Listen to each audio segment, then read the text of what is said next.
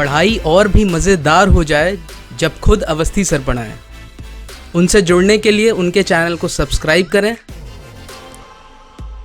और bell icon को दबाएं उनके लेक्चर्स को सबसे पहले देखने के लिए।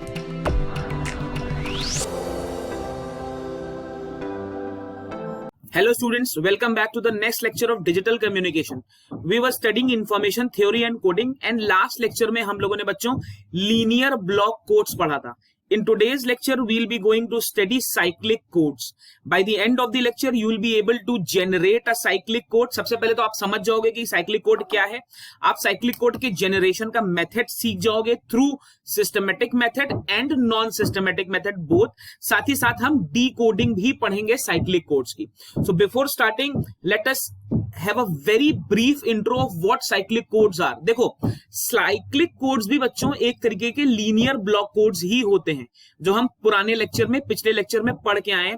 काफी टाइम हो गया है, गैप हो गया है दोनों लेक्चर्स के बीच में, तो आपके डिस्क्रिप्शन बॉक्स में भी लिंक्स है और सजेस्टेड वीडियोस में भी है. तो it is an advice, please go through all the previous lectures before starting the cyclic and the convolution codes. तो बच्चों हर linear block code obviously linearity property तो फॉलो करता ही है. लीनियरिटी प्रॉपर्टी का मतलब अगर मैं दो कोड वर्ड्स को ऐड करूंगा तो मुझे 100% एक तीसरा कोड वर्ड ही मिलना चाहिए. ये मेरी होती है लीनियरिटी प्रॉपर्टी. दूसरी बच्चों साइक्लिक प्रॉपर्टी क्या होती है? साइक्लिक प्रॉपर्टी कहती है कि अगर मैं अपने कोड वर्ड को साइक्लिक लेफ्ट या राइट कैसे भी शिफ्ट करूं और शिफ्ट करने के बाद जो मुझे नए कोड वर्ड्स मिले वो भी मेरे स्पेस के वैलिड कोड वर्ड्स हैं, तो मैं कहता हूं कि मेरा code word cyclic property follow कर रहा है. फॉर एग्जांपल अगर मैं आपसे बोलूं सी, मैंने कोड वेक्टर डिफाइन किया है Cn-1, Cn-2 and this is C2, C1 and C0. ठीक है ना, ये मैंने कुछ वेक्टर्स डिफाइन किए, कुछ कोड वर्ड्स डिफाइन किए. अगर मैं आपसे बोलूं कि I am shifting 1 units right, अगर मैं 1 यूनिट राइट इस कोड वर्ड को शिफ्ट करूं तो बच्चों क्या होगा? ये वाला कोड वर्ड यहां आ जाएगा, ये वाला कोड वर्ड यहां, ये यहां और ये वाला कोड वर्ड पहले पोजीशन पे आ जाएगा और मेरा वेक्टर स्पेस बन जाएगा C0, Cn-1, Cn-2 and this will be C3, C2, C1. अगर मैं इसको CI बोल रहा हूं, ठीक है ना, शिफ्टेड. अगर बच्चों C और CI दोनों ही वैलिड कोड वर्ड हैं तभी मैं बोलूंगा कि मेरा ये जो स्पेस है this is giving me a valid cyclic code. ध्यान रखेंगे, जरूरी नहीं है कि शिफ्टिंग करने के बाद आपको वैलिड कोड वर्ड ही मिले. जैसे अगर मैं आपसे बोलूं मैं 3 कोड वर्ड डिफाइन कर रहा हूं, C1 है 0 1 1 0 1, C2 है मेरा बच्चों 1 0 1 1 1 एंड C3 है मेरा 1 1 0 1 0. मेरा एक स्पेस है, फॉर एग्जाम्पल मैंने आपसे बोला एक 5/2 का लीनियर कोड है N, K. ठीक है ना, आई होप आपको ये मालूम है, इसमें कोई प्रॉब्लम नहीं है. ठीक है ना, एक 5/2 का मेरे पास स्पेस है, कोड वर्ड है या कोड है जिसके 3 कोड्स मैंने लिखे हैं C1, C2, C3. अब एक चीज देखो, अगर बच्चों मैं C1 को 1 यूनिट राइट शिफ्ट करूं या 1 यूनिट लेफ्ट शिफ्ट करूं, अगर मैं C1 को 1 यूनिट लेफ्ट शिफ्ट करूं तो क्या होगा? ध्यान से देखेंगे, इसको मैं लेफ्ट शिफ्ट कर रहा हूं तो क्या आ जाएगा? मैं C1 स्टार बोल रहा हूं, इसको लेफ्ट शिफ्ट किया मतलब ये आ गया 1 1 0 1 0. ठीक, अच्छा ये C1 स्टार और C3 एक है, ठीक है ना, C1 स्टार और C3 एक है, इसका मतलब ये तो वैलिड कोड वर्ड है. अब जरा मैं इसको एक बार और शिफ्ट करता हूं, C1 डबल स्टार करता हूं तो आपकी बच्चों क्या आएगा? 1 0 1 0 1. क्या मेरे वेक्टर स्पेस में ये कोड कहीं दिख रहा है? 1 0 1 0 1 नहीं दिख रहा.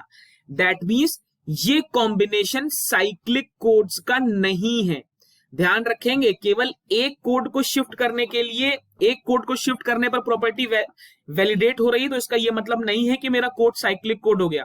साइक्लिक कोड का मतलब है मैं कभी भी साइक्लिक शिफ्ट करूं तो मुझे हमेशा एक वैलिड कोड वर्ड ही मिलना चाहिए. ये बच्चों ध्यान रखेंगे, ठीक है ना। दूसरी इंपॉर्टेंट चीज क्या है, साइक्लिक कोड्स में, अच्छा सिंस ये लीनियर ब्लॉक कोड्स है, एलबीसी है ये भी, तो ऑब्वियसली मैं जनरेटर मैट्रिक्स तो यूज कर ही सकता हूं, ठीक है ना। बट होता क्या है बच्चों, हम जनरेटर मैट्रिक्स का इस्तेमाल नहीं करते, हम साइक्लिक कोड्स के एनालिसिस में पॉलिनोमियल्स का इस्तेमाल करते हैं। रीजन क्या है, पॉलिनोमियल्स की ज्योमेट्री रिलेटिवली इजी हो जाती है। अभी मैं आपको दिखाऊंगा कैसे। देखिए हम लोगों ने लीनियर ब्लॉक कोड में प्रीवियस लेक्चर में parity check matrix, generator matrix ये सब बनाए थे। यहां पर हम पॉलिनोमियल्स बनाएंगे और देखेंगे कि कैसे पॉलिनोमियल बनाने से चीजें हमारे लिए रिलेटिवली आसान हो गई। बट कंस्ट्रेंट क्या है, अगर हम पॉलिनोमियल बना रहे हैं तो हमें जितने भी अरिथमेटिक ऑपरेशंस है वो भी पॉलिनोमियल पे ही करने होंगे। मतलब हमारा एडिशन, मल्टीप्लिकेशन, डिवीजन, और ये सभी मॉड्यूलो 2 होते हैं बच्चों।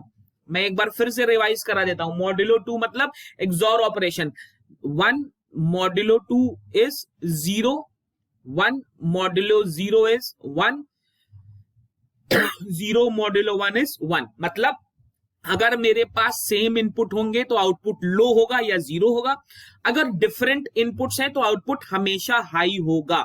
क्लियर है, ये थंब रूल है बच्चों, ठीक है ना।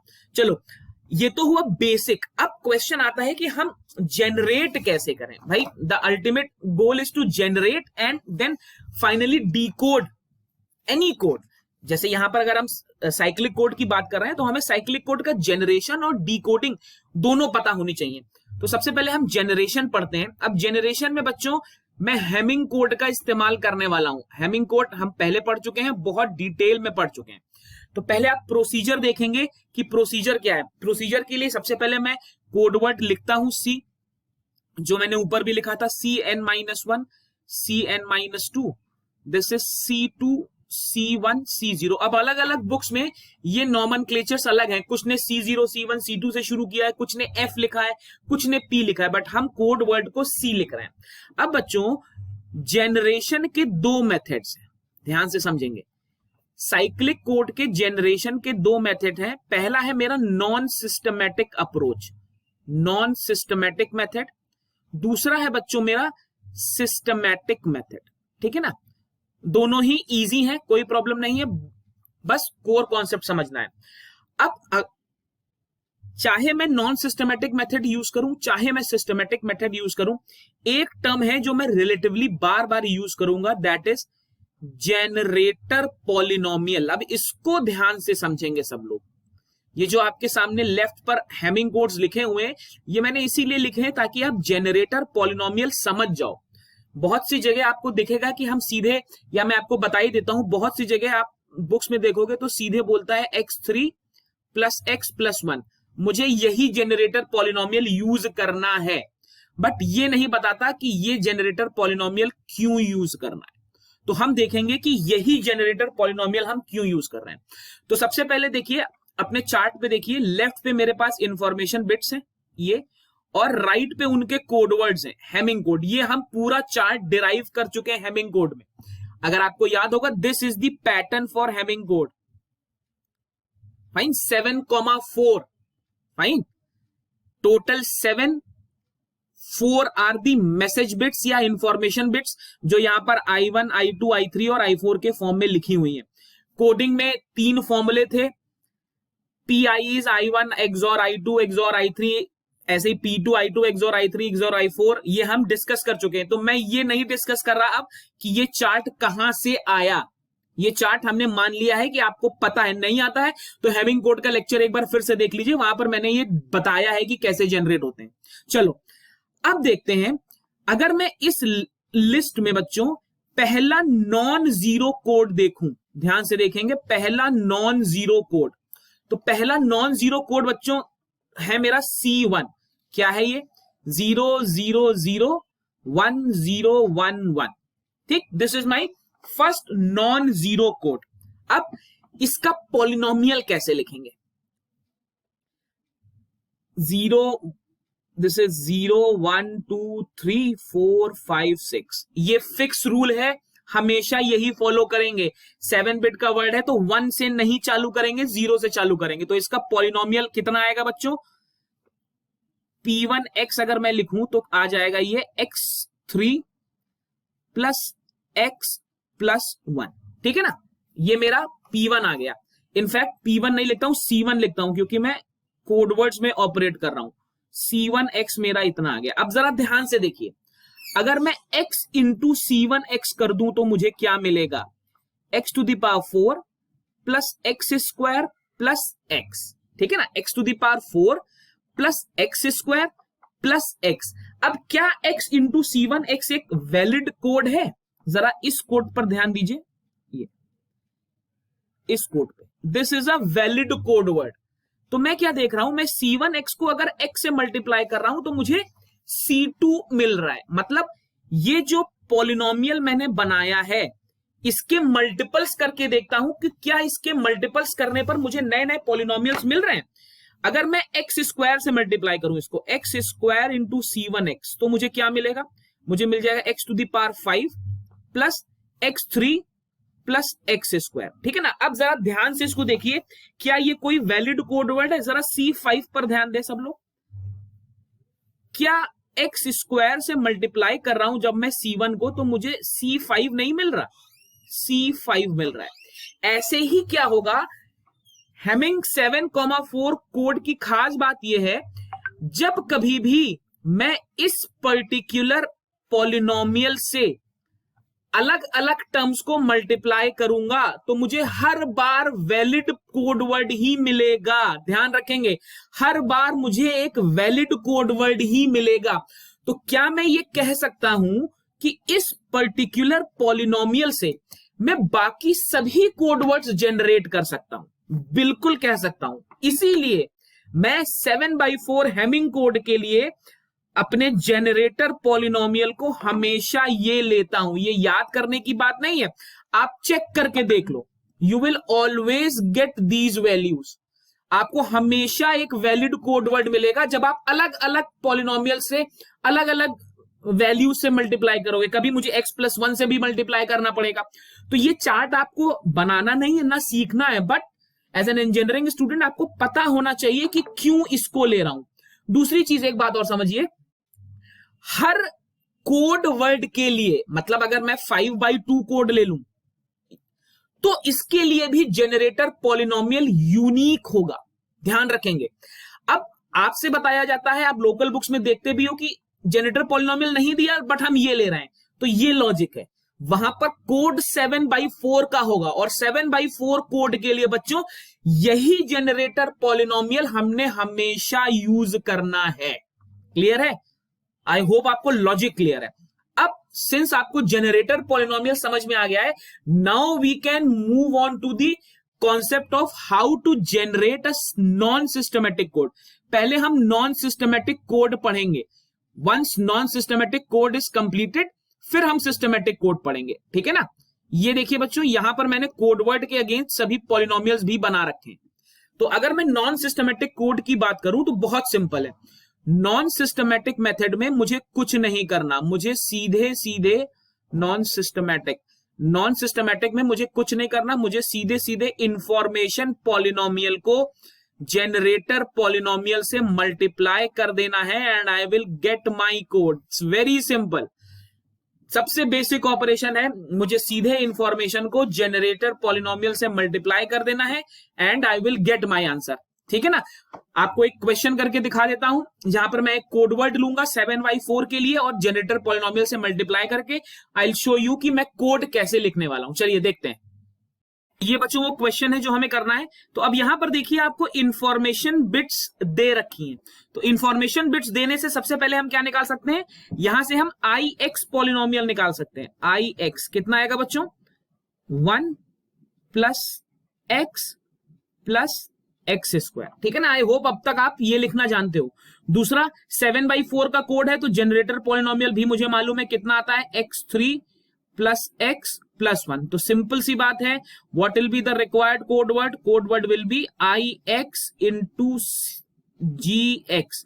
ये आ जाएगा बच्चों x square plus x plus 1 into x cube plus x plus 1। अब यहां पर भी बहुत से बच्चों को कंफ्यूजन रहता है, तो मैं आपको एक मल्टीप्लाई करके दिखा देता हूं। This will be x to the power 5 plus x cube plus x square, ठीक है ना, plus x to the power 4 plus x square plus x cube plus x plus 1।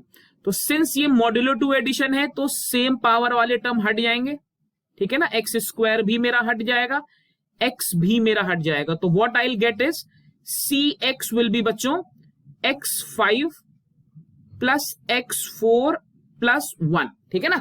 तो x5 प्लस x4 प्लस 1 ये मेरा बच्चों code word आ जाएगा, ठीक है ना। इस कोड वर्ड को अगर मैं लिखूं बिट्स में तो वो कितना आएगा 0 1 1 देन 0 0 0 1, ठीक है ना। तो this will be my required answer अगर मैं नॉन सिस्टमेटिक कोड जनरेट कर रहा हूं।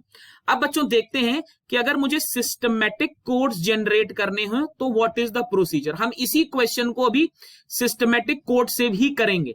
तो ये मैंने आपके सामने एल्गो लिख दी है। This is the basic algorithm, basic steps that we follow for designing a systematic code. सबसे पहले हम क्या करते हैं, अपने आई एक्स को x to the power n minus k से मल्टीप्लाई करते हैं। ध्यान रखेंगे ये चीज हमें कहां से मिलेगी, ये मुझे n k कोड वर्ड दिया है। अगर 5,2 दिया है तो n माइनस के 3 हो गया, अगर 7/4 दिया है तो भी n माइनस के मेरा 3 ही हुआ, ठीक है ना। तो सबसे पहले स्टेप 1 में हम क्या करेंगे, आई एक्स से this particular polynomial is derive. उसके बाद मैं क्या करूंगा स्टेप 2 में, जो मैंने स्टेप 1 में पॉलिनोमियल बनाया है उसको gx से डिवाइड करूंगा। अब ध्यान रखेंगे बच्चों यहां पर लॉन्ग डिवीजन होगा। लॉन्ग डिवीजन हम पहले भी कर चुके हैं, अभी मैं एक क्वेश्चन में फिर से आपको करके बता देता हूं रिवीजन पॉइंट ऑफ व्यू से। अब यहां पर देखिए मैंने रिमाइंडर को लिखा कैसे। आप में से अगर कोई स्टैंडर्ड बुक फॉलो कर रहा होगा तो ये मेथड होता है रिमाइंडर को लिखने का वेक्टर अलजेब्रा में। अब यहां पर इसको पढ़ते कैसे हैं ध्यान से रखेंगे, ध्यान से देखेंगे। कैपिटल आर को पढ़ेंगे रिमाइंडर, सबस्क्रिप्ट में जो टर्म है उससे मैं डिवाइड कर रहा हूं, तो I will read it as remainder 1 when this particular term is divided by this particular term, ठीक है ना। ये नॉमेनक्लेचर अभी मैम सिंड्रोम डिकोडिंग में भी यूज करेंगे, तो ये इंपॉर्टेंट है आपके लिए जानना। तो Rx will be remainder when Ix xn minus k is divided by Gx। और लास्ट स्टेप में मेरा कोड वर्ड हो जाएगा Rx, मतलब मैंने जो स्टेप 2 में रिमाइंडर निकाला उसको मैं सीधे सीधे पहले टर्म से ऐड कर दूंगा, मैंने स्टेप 1 में जो वैल्यू निकाली है, ठीक है ना। अब वापस से सेम क्वेश्चन पे आते हैं, देखते हैं क्वेश्चन क्या था मेरा। Ix की वैल्यू थी x square plus x plus 1, तो मैं सीधे Ix की वैल्यू उठा रहा हूं। सेम क्वेश्चन है जो मैंने अभी किया था, अब की बार मैं सिस्टमैटिक कर रहा हूं। I x is x square plus x plus 1, ठीक है ना। जी एक्स मेरा क्या है बच्चों, जी एक्स है मेरा x cube plus x plus 1। तो एल को देखते जा रहे हैं और स्टेप्स करते जा रहे हैं। पहला स्टेप है multiply i x by x n minus k, तो ऑब्वियसली मेरा 7,4 का कोड है, तो n माइनस के मेरा आ गया 3। तो स्टेप 1 में मुझे क्या करना है बच्चों, in step 1 I have to multiply i x is x square plus x plus 1, मुझे इसको मल्टीप्लाई करना है किससे, x3 से, ठीक है ना। तो ये कितना आ गया x5 plus x4 plus x3। Step 1 में I get x5 plus x4 plus x3। अब आते हैं बच्चों स्टेप 2 पे, बहुत ध्यान से देखेंगे। स्टेप 2 इज इंपॉर्टेंट, सबसे ज्यादा गलती यही होती है। स्टेप 2 में मुझे क्या करना है, मैं देखो पहले लिखता हूं, मैं लिख रहा हूं r x is equal to, आप एग्जाम में ऐसे ही लिखोगे, रिमाइंडर व्हेन gx क्या है x3 plus x plus 1 is divided by, अंदर मेरे पास टर्म क्या है x to the power 5 plus x to the power 4 plus x to the power 3। अब यहां पर मैं आपको लॉन्ग डिवीजन करके बता रहा हूं कि कैसे रिमाइंडर निकालना है, ठीक है ना। ध्यान से देखेंगे, x3 प्लस x प्लस 1, इससे मुझे डिवाइड करना है x5 plus x4 plus x3, इसे मुझे डिवाइड करना है। ध्यान रखेंगे यहां पर 5 है तो पहले x स्क्वायर से ले जाऊं, तो यहां आ जाएगा x to the power 5 plus x3 plus x square. अब ध्यान से देखिए, सब मॉड्यूलो 2 एडिशंस हैं, तो ये हट गया मेरा और ये हट गया, तो मुझे मिला क्या, x to the power 4 plus x square. अभी भी इसकी पावर ज्यादा है तो एक x से और ले जाता हूं, तो ये आ गया x cube plus x square plus x। अब यहां पर देखिए, ये कट गया, ये कट गया, और रिमाइंडर मेरा क्या बचा, x। तो मुझे rx की वैल्यू पता चल गई, rx की वैल्यू है बच्चों x। अब आता है last and the concluding step. Concluding step में मैं क्या करूंगा, इन स्टेप 3 ध्यान से देखेंगे क्या करना है मुझे। अब मुझे कोडवर्ड लिखना है, तो कोडवर्ड बच्चों कितना आ जाएगा, rx मैंने निकाला है x plus x n minus k i x, जो मेरा स्टेप 1 था, that was x to the power 5 plus x to the power 4 plus x to the power 3। तो अगर मैं इसे ऑर्डर में लिख लूं तो this is x to the power 5, this will be x to the power 5 plus x to the power 4 plus x to the power 3 plus x। Clear है। अगर मैं पॉलिनोमियल के फॉर्म में लिखूं तो 0 1 1 1 3 के बाद 2 पे यहां पर फिर 0 फिर 1 फिर 0, तो this will B my systematic code. अब आप जरा ध्यान से देखो, सिस्टमैटिक और नॉन सिस्टमैटिक कोड दोनों अलग आ रहे हैं। 0 1 1 0 0 1 that was my non systematic code and this happens to be my systematic code. ठीक है ना। आई होप आपको समझ में आया होगा, मैंने बहुत आसान लैंग्वेज में समझाने की कोशिश की है।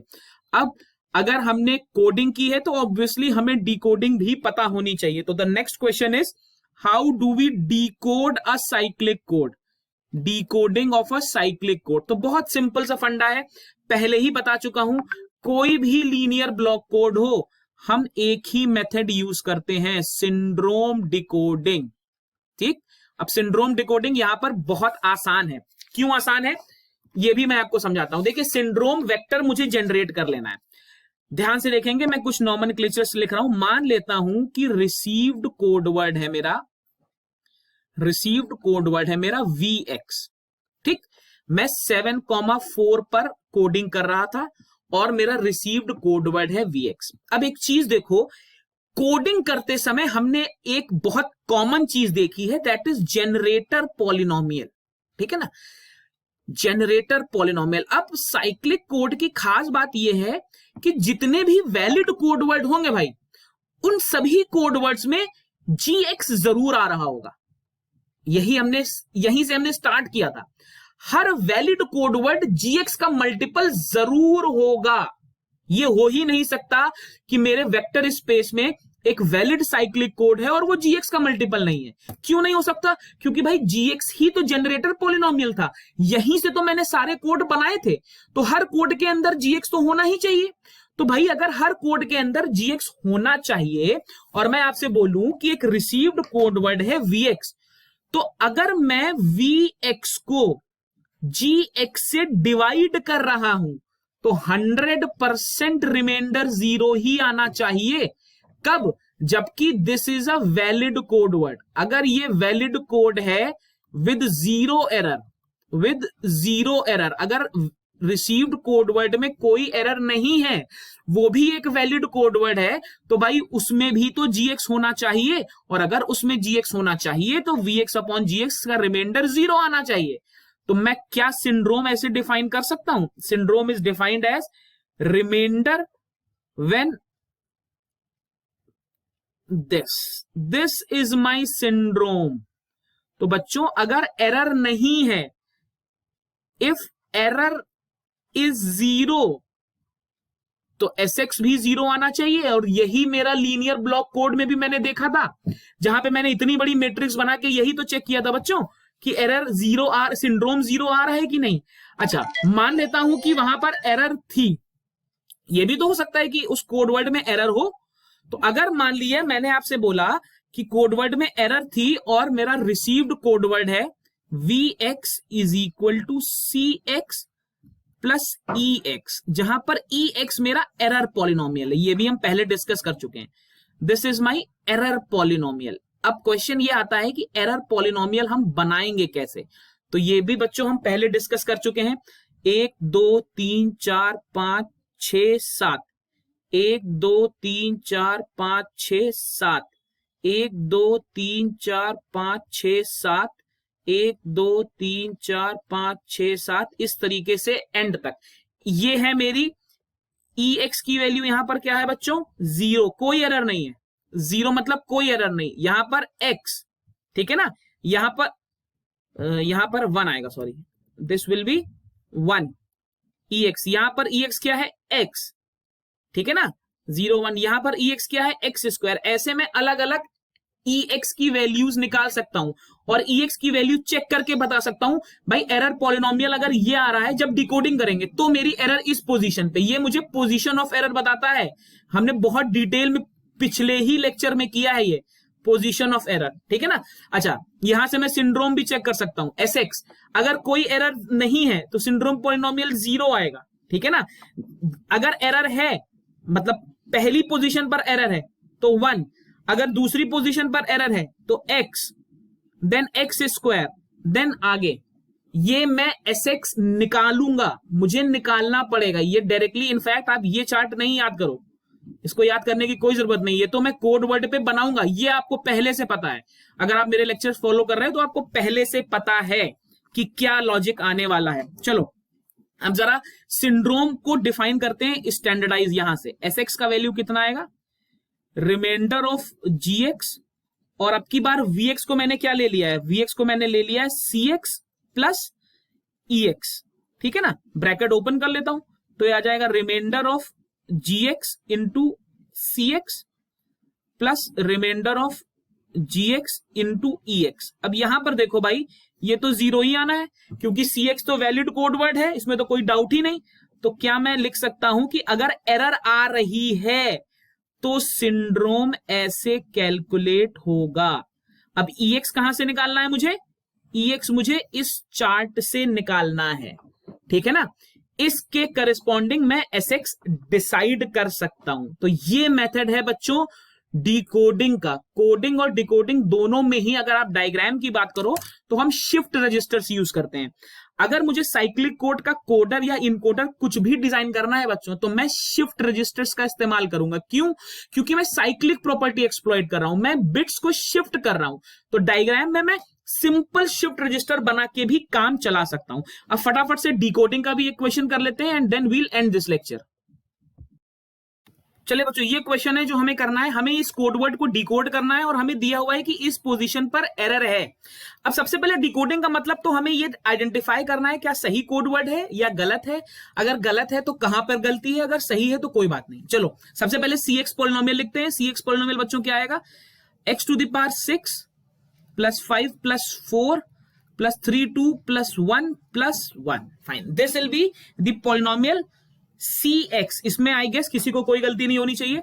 एरर पॉलिनोमियल लिख लेंगे। एरर पॉलिनोमियल कितना आएगा बच्चों? X to the power 6। इसमें भी कोई प्रॉब्लम नहीं होनी चाहिए। अब अभी हमने डिकोडिंग मेथड में देखा रिसीव्ड कोड वर्ड हम कैसे लिखते हैं।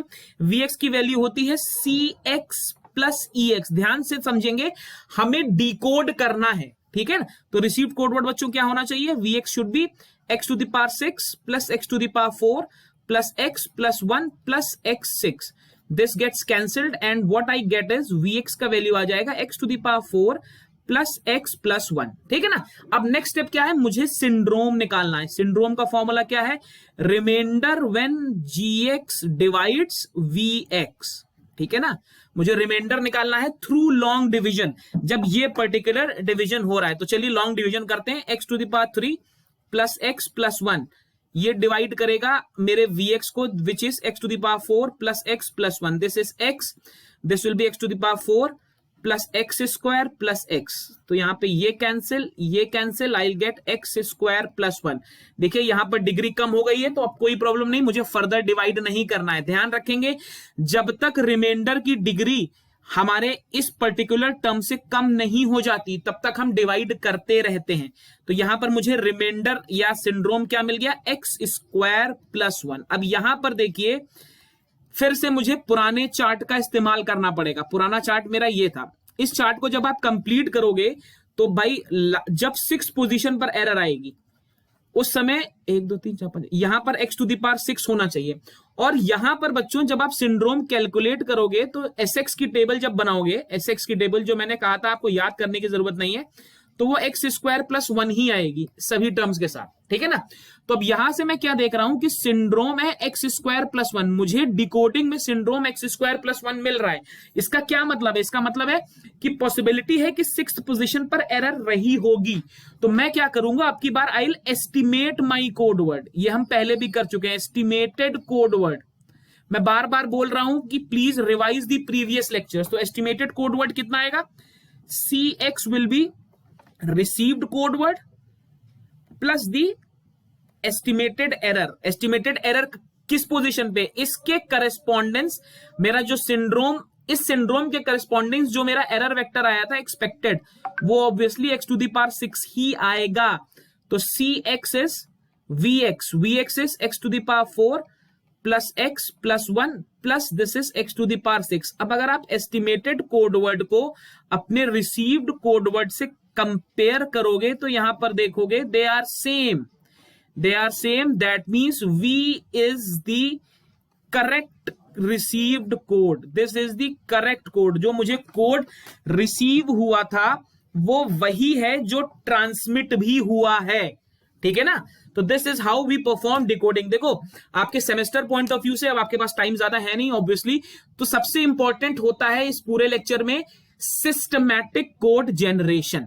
फाइन, साथ में व्हाट इज, जो क्वेश्चन सबसे ज्यादा पूछा था, what is cyclic code, describe the process of generating a cyclic code in a systematic manner, या साथ में कोई क्वेश्चन लगा होता है, और या तो कोडर डिकोडर की बात करता है। तो कोडर डिकोडर वैसे ही बनेगा जैसे हम पहले डिस्कस कर चुके हैं, through simple transfer registers. Fine, as I always say, if you have found the content of the lecture worthy enough, अगर आपको समझ में आया, do like it, share it amongst your friends, subscribe the channel if you haven't subscribed it yet.